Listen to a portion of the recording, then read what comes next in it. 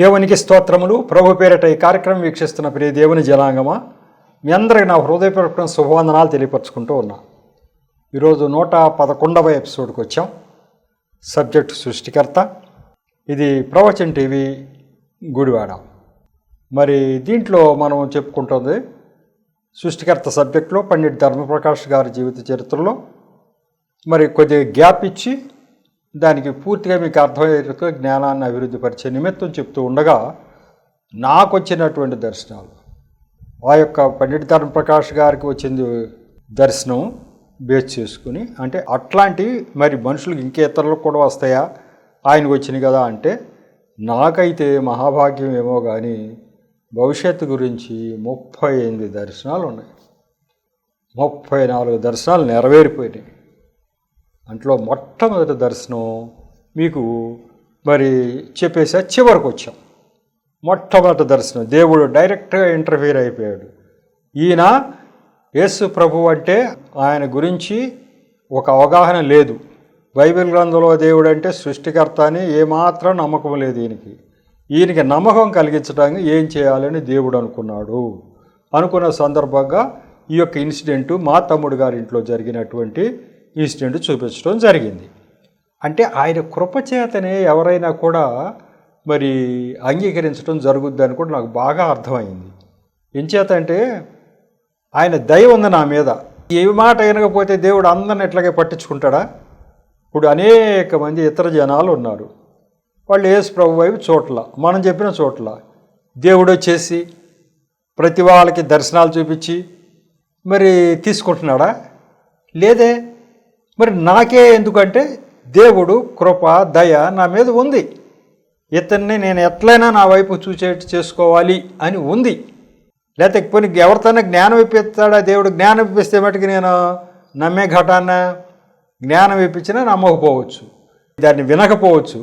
అందుకే దేవుడు డైరెక్ట్గా ఇంటర్ఫైర్ అయ్యి దర్శనాల రూపంలో చూపించడం జరిగింది. ఈ దర్శనం అయితే మహోన్నతమైనటువంటి మలుపే నా జీవితంలో. తెల్లారేసరికల్లా ఇక ఈ సంఘటన జరిగిన తర్వాత ఇక జరిగిన విషయం తెలుసు కదా, మా తమ్ముడు గారి ఇంట్లో జరిగినటువంటి సంఘటన. ఆ రాత్రి మొత్తం ముంగిస పాము ఫైటింగు, పాము చనిపోవటం, ముంగిసకి నాకు గేదె పొదుగు కనిపించడం. రేపొద్దున డాక్టర్ గారు వచ్చిన తర్వాత గేదెను పొర్లించినప్పుడు గేదెకి పొదుగు కనపడతా ఉంటే రాత్రి ఎట్లాగే పొదుగు నాకు కనిపించింది. ముంగిస అటు ఇటు పొర్లుతుంటే ఆ పాము తాకిడికి ఈ యొక్క పొదుగు నాకు కనిపించింది రాత్రి అనేది స్ట్రైక్ అయింది. అయిన తర్వాత ఇక అంతా అయిపోయింది. ఇక అందరూ గాలి పీల్చుకున్నారు, డాక్టర్ గారు వెళ్ళిపోయారు, అంత సుఖంగా జరిగిపోయింది. సాయంకాలము మా తమ్ముడు మరదలు వాళ్ళని ఇద్దరిని పిలిచాను. నేను పిలిచి బాగా జరిగింది కదా పొద్దున వ్యవహారం అంతా, మనం అనుకోలేదు, మరి దేవుడి దయ వల్ల ఇది జరిగింది అని నేను మామూలుగా అన్నా.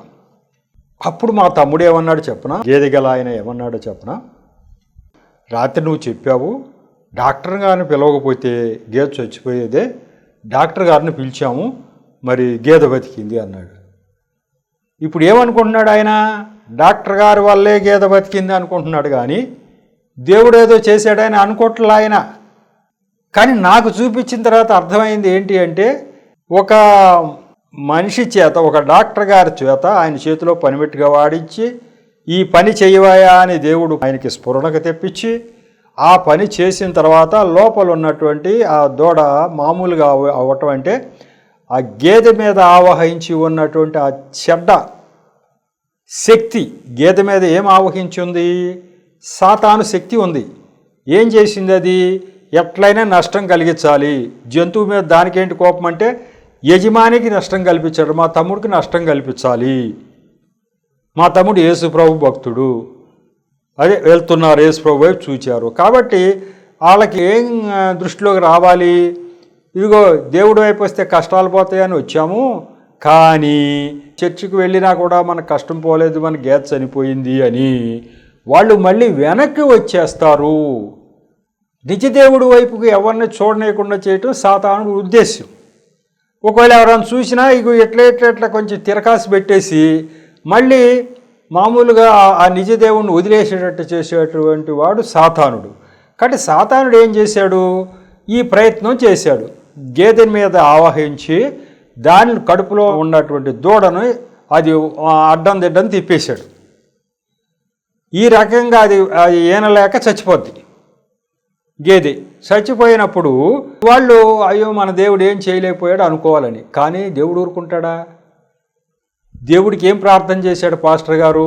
వేలితో కొబ్బరి నూనె తీసుకుని సిలువ వేసి, ప్రభువా ఈ పశువుని మీ చేతికి అప్పగిస్తున్నాను, మీరే దీన్ని సంరక్షించండి, దానికి సుఖప్రసవం అయ్యేటట్టు చేయండి అని ఒక చిన్న ప్రార్థన చేసి వెళ్ళిపోయాడు ఆయన. ఇది దేవుడు వినేశాడు. ఈ మాట నా సేవకుడు ప్రార్థన చేశాడు, నా సేవకుడు అక్కడ వేలితో సిలువ వేసి ఇదిగో నీకు అప్పచెప్తున్నా అని చెప్పి వెళ్ళిపోయాడు. ఈ కార్యం చేయాల్సింది నేనే అని దేవుడికి అనుకున్నాడు. అనుకుని రేపొద్దున ఒక డాక్టర్ గారిని పిలిపింపజేసి ఆ డాక్టర్ గారి చేత ఈ యొక్క దాన్ని అటు ఇటు పొర్లించే ఏర్పాటు చేస్తే ఆయన పొర్లిస్తాడే తప్ప చేసే యాక్షన్ నాది. నా దూతను పంపించి ఆ యొక్క సాతానుడిని చంపేస్తా, అంటే సాతానుడు ప్రభావాన్ని తీసి సాతానుడు పారిపోవాలి అక్కడి నుంచి. సాతానుడు పారిపోయిన తర్వాత అది దూడ పొజిషన్ ఆటోమేటిక్గా అయిపోయేటట్టుగా నా యొక్క దూడని గేదెని కూడా ప్రాణంతో ఉండే విధంగా నా ఏర్పాటు నేను చేసుకుంటానని దేవుడికి అనుకుని దేవుడు దూత ద్వారా ఈ కార్యక్రమం జరిపించాడు. ఈ విషయం వాళ్ళ యజమానులకు తెలుసా? తెలియదు, వాళ్ళు చూడలేదుగా. నేను చూశాగా, రాత్రి జరిగిన విషయం అంతా నేను మరి పగలు చూసా కదా.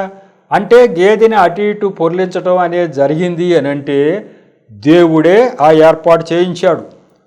పొర్లించగానే దూడ సరైపోద్దా అంటే ఆ గేదె మీద ఉన్నటువంటి ఆ దుష్ట ప్రభావం కూడా పోవాలి. ఆయన దూత ద్వారా ఆయన ఆ దుష్ట శక్తిని సంహరించేశాడంటే పారదోలేశాడు దాని మీద నుంచి, గేదె మీద నుంచి ఆ దుష్ట శక్తిని పారదోలేశాడు. ముంగిస పాము మెడను కట్ చేసేసింది, పాము చచ్చింది. అంటే అర్థం ఏంటంటే సాతానుడు అక్కడి నుంచి పారిపోయాడు. పారిపోయిన తర్వాత మామూలు పొజిషన్కి వచ్చింది. ఇది చేసిన ఆయన ఎవరు అని అంటే దేవుడు, సాక్షాత్తు దేవుడు, వాళ్ళు ఆరాధించే దేవుడు. ఆ దేవుడు చేసిన తర్వాత ఈ యొక్క డాక్టర్ను పనిముట్టుగా దేవుడు వాడుకొని చేశాడు. చేస్తే అసలు యజమాని ఏమనుకుంటున్నాడు? డాక్టర్ వల్లే జరిగింది అనుకుంటున్నాడు. అవి డాక్టర్ వల్ల జరగలేదు బాబు, దేవుడే ఈ కార్యం మైండ్లో ఉంచుకుని దీన్ని పొర్లించే ఏర్పాటు డాక్టర్ ద్వారా ఆయన చేయించి ఇదిగో రాత్రి నాకు చూపించాడు. మీ గేదెని పొర్లిస్తుండగా నాకు గేదె ఎట్లా కనిపించిందో అట్లాగే రాత్రి ముంగిస అటు ఇటు పొర్లుతుండగా గేదె పొదుగు కనిపించింది. ఆ ముంగిస సాతానుడిని కొరికి చంపేసింది. మరి సాతానుడు పారిపోయాడు. ఆ రకంగా లోపల ఉన్న పొజిషన్ సరైంది. మీ దేవుడు, మీరు నమ్మిన దేవుడు రక్షించాడు అన్న. వాళ్ళకి ఆశ్చర్యం మా తమ్ముడు మా మరదలకి. ఎందుకంటే ఈయన ఎప్పుడు కూడా ఏ దేవుడైనా ఒకటే అంటాడు కదా. 2-3 నెలల క్రితమే యేసు ప్రభు వైపు చూస్తున్నాం, మేము చర్చికి వెళ్ళిపోతాము అని అన్నాడు మా తమ్ముడు. ఎందుకు ఏంటి అని నేను అడిగా. ఆ ఇంట్లో ఆర్థిక ఇబ్బందులు, ఆ ఇబ్బందులు ఈ ఇబ్బందులు వస్తున్నాయి, చర్చికి వెళ్తే అన్నీ సరే అవుతాయి అని వెళుతున్నాము అన్నారు. మీ భ్రమే కానీ ఏ దేవుడైనా ఒకటేనా? చర్చికి వెళ్ళి ఉన్న దేవుడు ఆరాధించినా ఒక దేవుడికే వెళ్తుంది, మనం ఆరాధించేది కూడా ఒక దేవుడికే వెళ్తుంది. ఏ దేవుడైనా ఒకటే. దేవుడు వచ్చేసి అటుదిటు ఇటుదిటు మార్చేది ఏమి ఉండదు. ఎలా రాయబడి ఉందో, నిర్ధారించబడి ఉందో ఆ రకంగా జరుగుతాయి సంఘటనలు అని నేను అన్నా మొదట్లో. అయినా మేము వెళ్ళిపోతామంటే మీ ఇష్టం అన్నా. వద్దు అని మట్టుకు నేను అన్నా. ఎందుకు అంటే ఎవరిష్టం వారిది. నా అభిప్రాయం అది. వాళ్ళే వెళ్ళాలనుకుంటున్నారు. ఆర్థిక ఇబ్బందుల వల్లే ఎవరైనా యేసు ప్రభు వైపు చూస్తారా జనరల్గా? ఆ దేవుడు కృప వాళ్ళ మీద కూడా ఉంది. ఎవరినైనా రక్షించాలనుకుంటే దేవుడు వాళ్ళ మనసుల్లో ఈ కోరిక కలగజేస్తాడు. ఇట్లా ఎంతమంది ఇతర జనులకు దేవుడు సువార్త ప్రకటింపజేస్తున్నాడు. వాళ్ళందరూ యేసు ప్రభు వైపు చూశారు. నిజం చెప్తున్నాను, నేను యేసు ప్రభువుని నమ్మిన తర్వాత నా రక్త సంబంధులకి ఎంత వివరంగా చెప్పాలో అంత వివరంగా ఈయనొక్కడే దేవుడు, ఈయనొక్కడే సృష్టికర్త అని చెప్తూ ఉన్నా.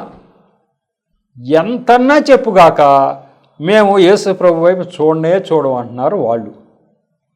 మరి వీళ్ళేంటి, చిన్న కష్టం వస్తే యేసు ప్రభు వైపు చూసేశారు. ఆ యేసు ప్రభు వీళ్ళకి ఏమైనా ఇది చేశాడా అది చేశాడా అనేది ఏమీ లేదు. అట్లా ఎవరైనా దేవుడి వైపు చూస్తున్నారంటే దేవుడి ప్రణాళికలో ఎవరుంటారో వారి మీద ఆయన దయతలిచి నిజంగా కూడా వాళ్ళు చదువుకోని వాళ్ళు, నిజాయితీగా బ్రతికేవాళ్ళు. కాబట్టి అట్లాంటి నిజాయితీగా బ్రతికే వాళ్ళంటే దేవుడికి ఇష్టం ఉండి ఆయనే స్వయంగా కొంచెం యాక్షన్లోకి వచ్చి వాళ్ళ మనసులు ప్రేరేపింప చేస్తాడేమో. లేకపోతే ఇంత జ్ఞానం నూరిపోసిన వేరే వాళ్ళు, నా రక్త సంబంధులు యేసు ప్రభు వైపు చూడలేదే, ఈయన చూశాడే, ఎంత భాగ్యమైంది అని నేను అనుకోవటం జరిగింది. కాబట్టి అర్థం చేసుకున్నది ఏంటి అంటే ఆయన సృష్టికర్త అయిన దేవుడు. ఈ కార్యం అంతా నాకు చూపించడానికేనేమో, అదంతా కూడా నేను గ్రహించడానికేనేమో దర్శన రూపంలో నాకు చూపించాడు. వెంటనే నా మైండ్లోకి వచ్చేసింది ఒక ఆలోచన, వీళ్ళు ఆరాధించే దేవుడు కరెక్ట్, ఎట్లా దర్శనం చూపించాడో అది అలా జరిగింది. తెల్లారిపాటికి రాత్రి దర్శనం వచ్చింది, తెల్లారి అది జరిగిపోయింది ఆ ఇంట్లో. అంటే ఇలా ఈ దర్శనం చూపించగలిగిన వాడు, రేపు జరిగేది ఏదైనా చూపించగలిగిన వాడు మన దేవుళ్ళు ఎవరు లేరు. నాకు కాదు, ఎవరికి రేపు జరిగేది ఇది అని ఎవరికైనా చూపించిన సందర్భాలు నేను ఆరాధించి ఏ దేవుడికి లేవు. కానీ యేసు ప్రభువును ఆరాధించే వాళ్ళకి ఇట్లా దర్శనాలు రావటం నేను విన్నా. కొంతమంది చెప్తూ ఉంటారు, ఇదిగో మాకు ఈ దర్శనం వచ్చిందయ్యా అని చెప్తూ ఉంటారు, అది ఇలా జరిగిందయ్యా అని చెప్తూ ఉంటారు. ఇట్లా మరి మనకెందుకు జరగవా అని నేను అనుకునేవాడిని అప్పట్లో. ఏమోలే, యేసుప్రభు కొంచెం పవర్ ఉన్న దేవుళ్ళలాగానే కనపడుతున్నాడు, యేసుప్రభు చూపిస్తున్నాడు, మన దేవుడు చూపించరు కానీ చేస్తారు అనుకుంటా కానీ మనకు తెలియదు అనుకునేవాడిని. ఏదో సరిపెట్టుకునేవాడిని. దర్శనమేం చూపించకపోయినా మనం శుభ్రంగానే ఉంటున్నామంటే కారణం ఆయన యొక్క హస్తం తోడుగా ఉండబట్టే, ఆయన కూడా మనకు కూడా చేస్తూ ఉండబట్టే అని నేను అనుకుంటా ఉండేవాడిని.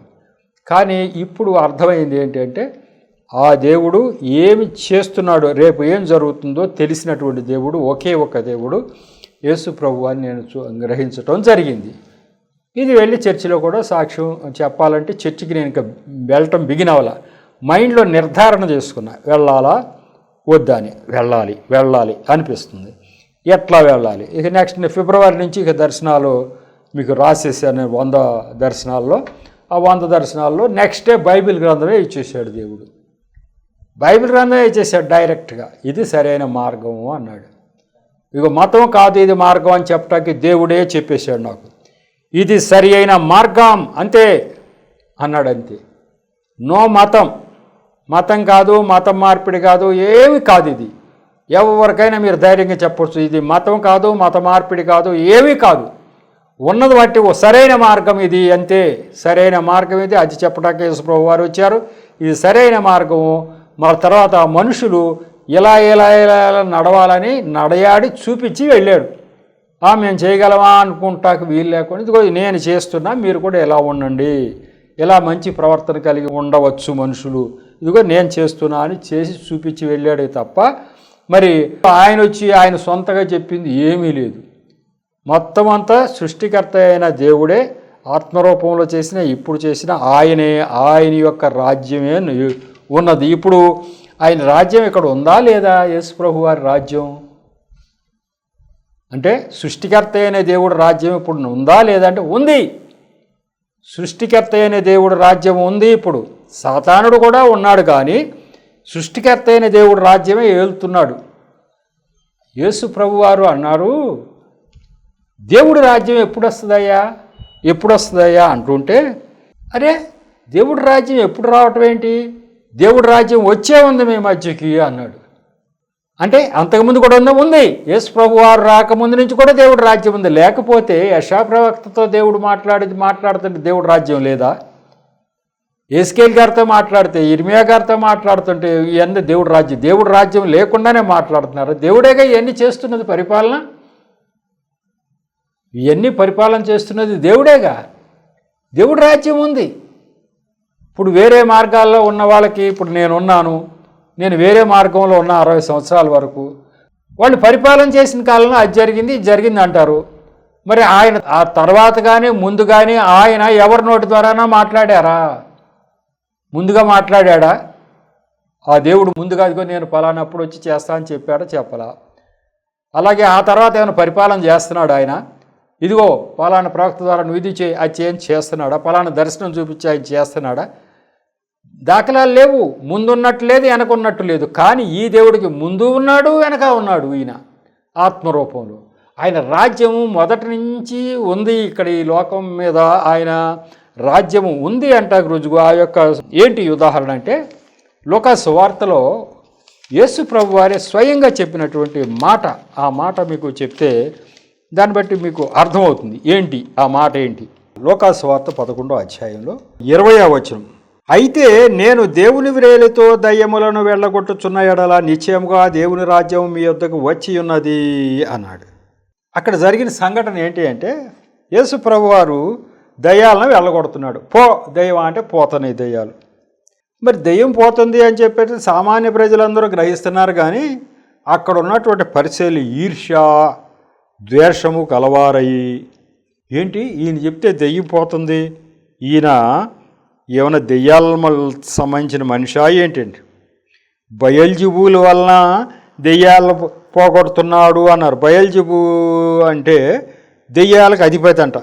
వీడు దయ్యములకు అధిపతి అయిన బయల్జెబూల వలన దయ్యములను వెళ్ళగొట్టుకున్నాడని చెప్పిరి అని 15వ వచనంలో ఉంది.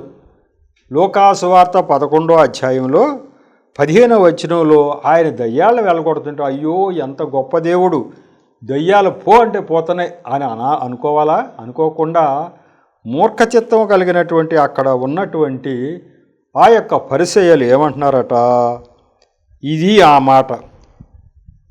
అయితే వారిలో కొందరు వీడు దయ్యములకు అధిపతి అయిన బయల్జెబూలు వలన దయ్యములను వెళ్ళగొట్టొచ్చుడాలని చెప్పుకుంది. దయ్యాలకు అధిపతి బయల్జెబూలు అని వాళ్ళు అనుకునేవాళ్ళు ఆ రోజుల్లో. కాబట్టి అతని ద్వారా ఇతను వెళ్ళగొడుతున్నాడు అనుకుంటున్నారు. కానీ ఈయన దేవుడండి, ఆ యొక్క దయ్యాలన్నిటి మీద కూడా అధికారం కలిగి ఉన్నవాడు ఈయన అని వాళ్ళకి తెలియట్లా. అందుకే ఆయన అంటాడు 18వ వచనంలో, నేను బయల్జెబూలు వలన దయ్యములు వెళ్ళగొట్టుచున్నాను మీరు చెప్తున్నారే, నేను బయల్జెబూలు వలన దయ్యములు వెళ్ళగొట్టుచున్న ఎడల మీ కుమారులు ఎవరి వలన వెళ్ళగొట్టుచున్నారు, అందుచేత వారే మీకు తీర్పరులై ఉందురు అని. మీ కుమారులు అంటే ఇక దైవ సేవకులు అయినటువంటి వాళ్ళు, యేసుప్రభు కాక మిగతా వాళ్ళు, యేసుప్రభు శిష్యులు కూడా వెళ్ళగొట్టారు కదా. కాబట్టి మీకు సంబంధించినటువంటి వారు మీ కుమారులు కూడా వెళ్ళగొడుతున్నారు కానీ మరి వాళ్ళు ఎట్లా వెళ్ళగొడుతున్నారని మీరు అనుకుంటున్నారని. అయితే నేను దేవుని వ్రేలితో దయ్యములను వెళ్ళగొట్టుచున్నట్లు నిశ్చయముగా దేవుని రాజ్యం మీ వద్దకు వచ్చింది. మీరు అర్థం చేసుకోవాల్సింది ఇది అబ్బాయి, నేను నా వ్రేలుతో అని దయ్యం పోయిందంటే ఇదిగో దేవుని వ్రేలుతోటి జరిగింది ఈ మాట. అంటే దేవుని రాజ్యం ఎక్కడ ఉందని మీరు గ్రహించాలి అన్నాడు. అట్లాగే ఒక పాస్టర్ గారు మా తమ్ముడు గారి పశువుకి వ్రేలితో కొబ్బరి నూనెతో ఒక సిలువ వేసి ఒక మాట పలికాడు అంటే ఎవరు ఇదంతా చేశారు అని అంటే ఇంత కార్యం చేసేసాడే, ఆ రాత్రి నాకు చూపించిన దర్శనం అంతా కూడా ఆయన చేసేసాడే. ఎలా జరిగింది? పాస్టర్ గారి వల్ల జరిగిందా? కాదు, దేవుని వ్రేలుతో జరిగింది ఇదంతా, దేవుని వల్ల జరిగింది ఇదంతా అని మనం గ్రహించాలి. యేసు ప్రభు వారు చేసిన ప్రతిదంతా కూడా దేవుని వ్రేలుతో జరుగుతుందయ్యా అన్నాడు. ఆయన నరావతారంలో ఉన్నాడు కదా, ఆయన ఏదంటే అది జరుగుతుందంటే ఎట్లా? ఆ యొక్క మరియ కుమారుడు ఆయన చేస్తే జరగల, ఇక్కడున్న మరియ కుమారుడు వల్ల చేస్తే జరగల, దేవుడి వల్ల జరిగింది అని మీరు గ్రహించవలసి ఉంటుంది అని చెప్తాడు. దీన్ని బట్టి ఇప్పుడు ఈ ప్రపంచంలో ఒక దైవ సేవకుడు వల్ల ఈ కార్యం జరుగుతుంది అంటే దేవుడి రాజ్యం వచ్చిందా రాలేదా? ఉంది. మనమే చేయక్కర్లేదు. ఏ దైవజనుడి వల్ల అయినా ఇన్ని చర్చిల్లో ఎన్ని కార్యాలు ఎన్ని సాక్ష్యాలు వింటున్నాం మనం. ఎవరి ద్వారా జరుగుతున్నాయి అని? దేవుని వల్ల జరుగుతుంది. అంటే దేవుని రాజ్యం ఇక్కడ ఉండబట్టేగా. ఇట్లా ఇతర జనాలకి అనుభవం ఏమైనా ఉందా? ఇతర జనాల్లో ఆ గుళ్ళో పూజారులో ఏ పూజారులో ఇదిగో ఇది చెప్తే ఇది జరిగింది వాళ్ళు ఆరాధించే దేవుడి పేరు మీద అని అంటాకి ఏమన్నా ఎక్కడైనా ఉందా? లేదు. ఇదిగో పలానా పాస్టర్ గారి వల్ల వాళ్ళ దేవుడి పేరు మీద ఏదంటే అది జరుగుతూ ఉంది. ఒక పాస్టర్ గారిని చూసా, ఆయనకి దర్శన రూపంలో రేపేం జరుగుద్దో చెప్పేస్తూ ఉంటాడు. ఏదన్నా ఒక ఆయనకి ఏదన్నా వస్తువు పోయింది అని వస్తే పలానా ఆయన తీసుకెళ్ళాడు, అది నాకు కనపడుతుంది దర్శనంలో అని చెప్తాడు. నిజంగానే అది జరుగుతుంది, అది జరిగినట్టు తెలుస్తుంది, నేను చూసే కళ్ళారా. ఎవరిదో దేవుడు రాజ్యం ఉంది ఇక్కడ, పాస్టర్ కాదు ఇక్కడ రాజ్యం, దేవుడు. ఇక్కడ దేవుడు చేస్తున్నాడు ఇదంతా.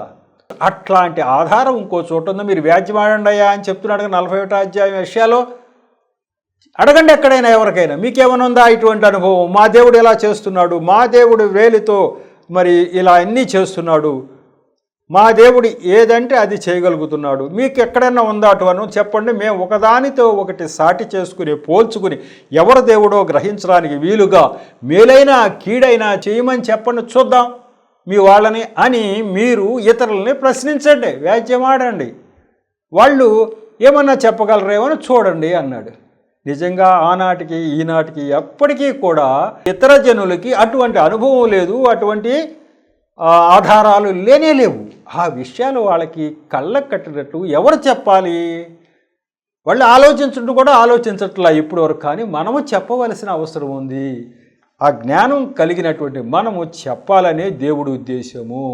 రాజులైన యాజకులుగా మిమ్మల్ని నియమించాను అని దేవుడు అంటున్నాడంటే అర్థం ఏంటి అంటే, నా తరపున మీరే, దేవుడు మాట్లాడాలి యాక్చువల్గా ఇవన్నీ. నా తరపున మీరే మిమ్మల్ని నియమించేసా, మీకు అధికారం ఇచ్చా, మీరే మాట్లాడండి అని చెప్తాడు. అందుకే మనం చెప్పాలి. కానీ ఇప్పటి వరకు మనం ఏం చెప్తూ వచ్చాము అంటే, యేసు ప్రభువును నమ్మండోహో అనే ఒక పదంతో మనం వెళ్ళిపోతూ ఉన్నాం. కానీ దేవుడు ఇప్పుడు నాకు చెప్పినటువంటి విషయం ఏంటి అంటే, యేసు ప్రభువును నమ్మండోహో అని చెప్పడం కాదు, దానికి సంబంధించిన జ్ఞానం ఇవ్వండి, దానికి సంబంధించిన జ్ఞానం ఇవ్వండి. నేను సృష్టికర్తను, ఇంకొక సృష్టికర్త లేడు, దానికి సంబంధించిన జ్ఞానం ఇవ్వండి. నమ్మటం నమ్మకపోవటం వాళ్ళకే విడిచిపెడితే వాళ్ళు నేను చూసుకుంటాం. అది ఆయన మనసు ఏంటో, ఆయన హృదయంలో ఏముందో నాకు తెలుసు. ఆ హృదయాన్ని బట్టి మేము చూసుకుంటాం. ఇక నువ్వు చెప్పేది ఏం లేదు, నువ్వు చెప్పబట్టి వాళ్ళు ఏమేంటంటే వీళ్ళు చెప్తున్నాడు కాబట్టి మనం అటు పక్కకి వెళ్ళకూడదు అని చెప్పేసి అసలు ఈ జ్ఞానమే తీసుకోవట్లా. కాబట్టి ఆ మాట చెప్పుకోకుండా జ్ఞానం మాటకి ఇమ్మని చెప్పడం ద్వారా నేను ఆ స్టైల్లో చెప్తున్నా. నాకు తెలిసినంత వరకు తక్కిన వారు కూడా అలాగే చెప్తే కూడా బాగుంటుంది అని నా ఉద్దేశం. అలాగే చెప్తేనే బాగుంటుంది. జ్ఞానం మాత్రం తీసుకోండి, నిర్ణయం మీదే అని చెప్తే చాలా బాగుంటుంది అనేది. కాబట్టి ఆ యొక్క దర్శనం మా తమ్ముడు గారింట్లో జరిగిన దర్శనమే నాకు పునాది పడింది. ఆ తర్వాత ఇలా 4-5 దర్శనాలు వచ్చేసిన తర్వాత ఇక తిరుగులేదు. ఈ దేవుడే అప్పుడే ఆ 4-5 దర్శనాలు వచ్చిన ఎందుకు ఆగాను నేను? మరి తెల్లారి జరిగే సంఘటన ఈరోజే చూపించగలిగిన దేవుడు ఇంకెవరూ లేరు, ఈయనగా ఉన్నాడు దేవుడు, ఈయన సృష్టికర్త అని నాకు తెలిసిపోయినప్పుడు తెల్లారే నేను చర్చికి వెళ్ళాలా? మళ్ళీ బైబిల్ గ్రంథం తీసుకొచ్చి నాకు ఇచ్చేసాడు ఫిబ్రవరిలో. అప్పుడే వెళ్ళాలా?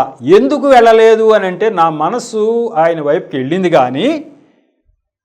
కానీ ఇంకా లోపల మనం ఆరాధించే దేవుళ్ళు కూడా ఒకవేళ దేవుళ్ళో కాదో పరీక్ష చేసుకుని వెళదాము. వెళ్ళే ముందు పరీక్ష, నువ్వు పరీక్ష చేసుకున్నావా, నువ్వు ఆలోచించి వెళ్ళావా అంటారు తర్వాత అందరూ. ఏం ఆలోచించి వెళ్ళావు నువ్వు, అసలు పూర్తిగా తెలుసుకుని వెళ్ళావా అని అంటారు కదా. చలో ఇక ఆ సంగతి ఏంటో చూద్దామని చెప్పేసి ఇక నేను దేవుళ్ళు ప్రార్థన చేసినప్పుడు నేను ఇదివరకు ఆరాధించిన దేవుళ్ళ ముందు ఈ సమస్యను పెట్టాను. ఇదిగో ఒక దేవుడు రేపు జరిగేది చూపించేశాడు నాకు, ఒక దేవుడు ఈ గ్రంథం ఇచ్చాడు, ఇది సరైన మార్గం అని చెప్పేశాడు, ఒక దేవుడు ఇలా మాట్లాడుతున్నాడు. మీరు అసలు దేవుళ్ళ కారా? అసలు దేవుళ్ళైతే ఏం మాట్లాడతారో ఒక్క మాట అయినా మీరు మాట్లాడండి. దేవుళ్ళో కాదో నాకు తేలిపోవాలి. పలానప్పుడు లోపల తేలకపోయే పక్షం అయితే మీరు దేవుళ్ళు కారని నేను నిర్ధారణ చేసుకున్నాను అని చెప్పి పంతం పట్టి కూర్చోవటం జరిగింది. అందుకే ఏప్రిల్ దాకా కూడా నేను భీష్మించి కూర్చుని మే నుంచి చర్చికి వెళ్ళటం ప్రారంభించాను. అంటే ఎంత టైం తీసుకున్నాను? 4-5 నెలలు టైం తీసుకున్నా. ఈ దర్శనం చాలదా? ఇక రేపు జరిగేది కళ్ళకు కట్టినట్టు ఈరోజు చూపించగలిగిన దేవుడు నాకు ఉండగా వెళ్ళిపోవాలి. కానీ 4 నెలలు నేను టైం తీసుకున్నా. వేరే వాళ్ళు దేవుళ్ళో కారో తెలుసుకోవాలి అని వేరే వాళ్ళు దేవుళ్ళు కారు అనేది నిర్ధారణ చేసుకున్న తర్వాత అప్పుడు నేను చర్చికి వెళ్ళటం ప్రారంభించాను. ఆ తర్వాత నుంచి దేవుడు నాకు చూపిస్తున్నాడు, అయ్యా నిన్ను ఎంత కష్టపడి రక్షించుకున్నది నీ ఒక్కడ గురించే కాదు, చర్చికి వెళ్ళి కూర్చుంటే కాదు నాయన, కొన్ని వందలు వేలు ఆఖరి దర్శనాలు కోట్లకైనా వెళ్ళాలని సాక్ష్యం వెళ్ళాలి, అది నా యొక్క ప్రణాళిక అని చెప్పాడు. కొన్ని కోట్ల మందికైనా చేరే విధంగా నువ్వు నీ సాక్ష్యాన్ని మరి పంపాలి అనే విధంగా మరి దేవుడు చూపించడం జరిగింది. ఈ సాక్ష్యాలు ఎంత వివరంగా మీ కళ్ళ ముందుకు నేను తీసుకురావటం కారణం అదే. మీ మనసుల్లో నాటుకుపోవాల, బిడ్డ తరాన మీరు ఈ మాటలు చెప్పి అనేక మందిని ప్రభావితం చేసి నిజదేవుడు వైపు అనేక మందిని చూడటానికి ప్రయత్నం చేయాలి. వారు నిజదేవుడిని చూస్తారో చూడరో అది మనకు అనవసరం, కానీ దేవుడు ఆజ్ఞ ఈ రూపంగా మనం నెరవేర్చవలసి ఉంటుంది. మరి ఈ యొక్క ఎపిసోడ్ని ఇంతటితో ముగించుకుందాం. 111వ ఎపిసోడ్ ఇంతటితో ముగించుకుందాం. నెక్స్ట్ ఎపిసోడ్లో నెక్స్ట్ దర్శనాలు ఏంటి అనేది మీ ముందుకు తీసుకొస్తాను. దేవుడి యొక్క మాటల సాక్ష్యాన్ని దీవించునుగాక. మరి చిన్న ప్రార్థన చేసి ముగిస్తా. కృపగల దేవా, మహాపరిశుద్ధుడా, ప్రేమగల తండ్రి, ప్రభువా మీకు వందనాలు స్తోత్రాలు చెల్లించుకుంటున్నాను తండ్రి. ఈరోజు ఈ 111వ ఎపిసోడ్ను కూడా తగిన నడిపింపుని మీరు దయచేశారు. అలాగే ప్రభువా అనేక మంది బిడ్డల హృదయాలు తెరిచి విషయాన్ని గ్రహించే శక్తిని దయచేశారు.